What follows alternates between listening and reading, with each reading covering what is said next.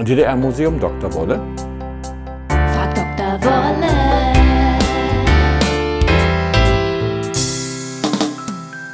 Wie haben die SED-Machthaber eigentlich gelebt? Stimmt es, dass sie goldene Wasserhähne hatten? Also immer wenn irgendwo in der Welt ein Diktator gestürzt wird, dann öffnen sich die Pforten der Luxusanwesen und die Menschen strömen da hinein und empören sich zu Recht über die goldenen Wasserhähne. In Wandlitz, wo die Mitglieder des Politbüros der SED residierten, gab es keine goldenen Wasserhähne. Aber es gab da sehr schöne Metallarmaturen und das erregte die Leute damals auch schon, weil es diese Armaturen für den normalen DDR-Bürger nicht gab. Und da wird der ganze Zwiespalt schon deutlich. Sie behaupteten ja immer, sie seien eine Arbeiter- und Bauernmacht. Und von den Arbeiter und Bauern in der DDR haben sie sich nun ganz erheblich unterschieden in ihrem Lebensstil. Das betraf die Wohnungen, die Häuser, das Angebot in den Geschäften dort, wo es viele Westwaren gab und eben auch die Autos. Der normale DDR-Bürger, der musste eben Jahre warten, bis er seinen Trabi bekam und konnte sich glücklich schätzen.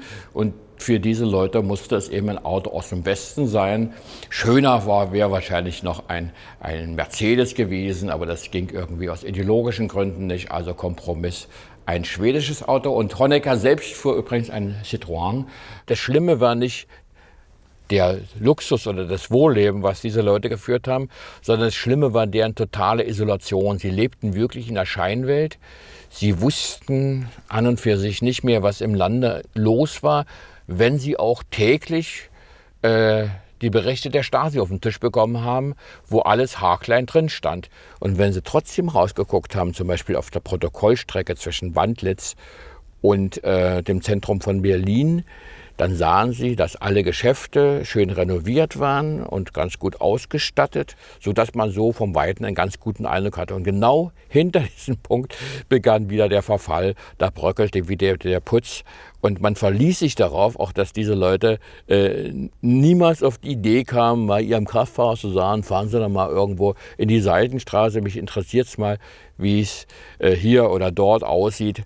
Sodass man sagen kann, ja, sie haben dennoch in der Scheinwelt gelebt und wollten da offenbar auch leben bleiben und wollten die Wirklichkeit ihres Staates nicht mehr zur Kenntnis nehmen.